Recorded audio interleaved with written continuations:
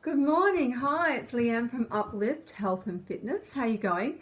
Hey, we're on week 1, so I want to talk to you about getting past overwhelm and how we do that, right? Because I believe overwhelm is a big problem, and it's a passion killer, and it's also a health killer. So it's very hard to be motivated and we expect to be motivated, right, to do anything. It's very hard to go forward if you are totally stressed and overwhelmed. But what I want to talk about with this step 1, with our week 1, is actually not just being busy, right? We're all busy. We've all got things to do. Sometimes we're not getting anywhere. We're spinning our wheels, but that's because there's some other things going on. So I want to talk about ways to reduce overwhelm, and I want to create some space and some clarity for you to do that, right? Then that's pretty much what you need to solve that riddle, yeah? So you've got to be aware of where the overwhelm is coming from, because typically it's our feelings, right? Typically it's what we're telling ourselves what's going on. And yes, you may have, family stresses and job stresses and all that kind of stuff, which you're not always going to be able to change your situation. However, you probably can change the way you react to things and how you think about things. So I just want to talk about some other things that I call that pretty much cause worry. The overwhelm is worry, right? You're worried about things. So overwhelm, to me, things like, and on the worksheet which you've got, there's some little tick box there, so you can have a look. And I want you to tick as many, the ones that affect you, the ones that you notice. And so this is about being aware, right? Because if you're not aware of these, you're just going to not know where the overwhelm's coming from. So therefore you can't reduce it, yeah? So overthinking, which is a massive problem, right? So we overthink everything, we overanalyze everything, we create anxiety around that, yeah? So negative thoughts and negative people. Well, we want a high vibe it. We don't want to, we do not want to entertain negative people or negative thoughts, right? We want to block them out if we can. Perfectionism, procrastination, they come together, right? So procrastination's where you hold off and you keep putting off things that you've got to do. And it might be simple things like housework. It might be doctor appointments. It might be jobs that have to be done, right? So the reason we procrastinate is because we're comfy and safe where we are. If we have to step out of that to get something done, we might be not good enough. We might not be that's where the perfectionism comes in. You might not be perfect. It might fail. There's no such thing as fail, but in your mind you might say to yourself, I'm not going to be very good at this, so I'm going to put it off. I'm going to put it off because I just want to stay cozy and safe. So that's what happens with and I think that rules our world, to tell you the truth, that kind of thing. Unrealistic expectations, unset or true beliefs. So it might be something that you have harbored since you were a teenager, since you were bullied at high school, since primary school. It might be that you think that your family is all overweight, so that's going to be your destiny, right? Because, you're big boned. It could be any crazy set belief, untrue story you've told yourself and stuck with, again, to keep you cozy and safe. Because if you question that, what will happen? It's going to, it's going to blow up, right? So your ideas of how you've been keeping yourself safe and stuck are going to be thrown out. So that's why we don't question that. But this is what we're going to be doing. We're going to be questioning our crazy thoughts, yeah?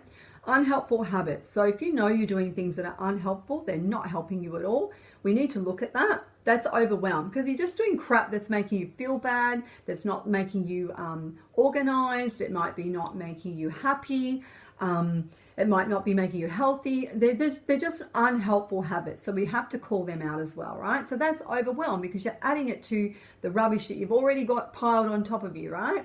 Unhelpful thoughts, same thing. Inner mean girl telling you that you're not good enough, why bother? You're only going to stuff it up, or you always stuff it up anyway, or you're too, not pretty enough, you're too big for that, you're too fat for this, you're too old for this. Whatever it is, that's what it's going to be happening there with the unhelpful thoughts. A bit like the Jiminy Cricket, if you've watched Disney, I'm old, right? So Jiminy Cricket, where he had the evil one and the good one on his shoulders. Judgment by others. So I think a lot of the time we judge ourselves quite harshly. But you need to, that can be quite a problem. And judgment by others, worrying about what other people think. That to me is all a big pile of overwhelm. Yeah, a big pile of unnecessary mindset garb that's going to hold you back. Yeah. So one of the tasks that we've got here is looking at ways we can reduce overwhelm. Yeah. So I wanted you to write down some things that you do maybe now already. Maybe you do yoga, maybe you go for a walk with a dog, maybe you do meditation, maybe you listen to music or read something. I want you to just be aware, write down some of the tasks that you need to do that you enjoy that will reduce your overwhelm. Yeah, so you need to do that. And number 2, I want you to write down the situations and activities and things that are going on, thoughts, maybe an unhelpful thought that just keeps coming back and coming back, things that you think the overwhelm is coming from. So maybe you've not thought about it before, but that's where it's coming from. Yeah, so you want to do that. So that is the Getting Past Overwhelm, sheet 1. And there is a little bit of information here about self-care. So we might talk about that in another video, but self-care is paramount, right? So you're nurturing, you're listening to your body, you're taking notice of how you feel, you're not depriving yourself, you're not ignoring what matters to you or your needs, right? So self-care is your attitude towards yourself. So you can't fill your cup. So the saying is, fill your cup so it can overflow and don't give on empty, right? That's what it means. So we're talking about taking care of yourself, to struggle less. We don't want to struggle. And these sorts of things, it affects your results and you sabotage your efforts, right? So if you're not going to take care of yourself, it can be a really big thing, a really big deal, yeah? So you have to go back to basics with this one and look at the most basic things that you could do to take care of yourself. And again, there's a task on the other page. So write down on your workbook, write down the things that you love to do that calms you and makes you feel good, right? So it might be silly, simple things like daily self-care. It might be getting your makeup on. It might be reading music. It might be music. You can tell I'm tired. Shutting your eyes for 10 minutes. That's my 10-minute rule. Stretching, writing things down, making sure you plan for the day. Could be going to bed 15, 20 minutes earlier, getting up 15, 20 minutes earlier. And use nature, use exercise as much as you can. So there's lots of ways here that you can do a little better with your self-care, because like I said, it's a total attitude thing, and it's how you need to look after yourself if you want to reduce stress and reduce overwhelm. All right, so that's section 1. I've also included the meal plans in there for you to do for the week and the workouts for the week. Yes, so there's 2 workouts, and I'll post them live into the Facebook page as well, or the videos.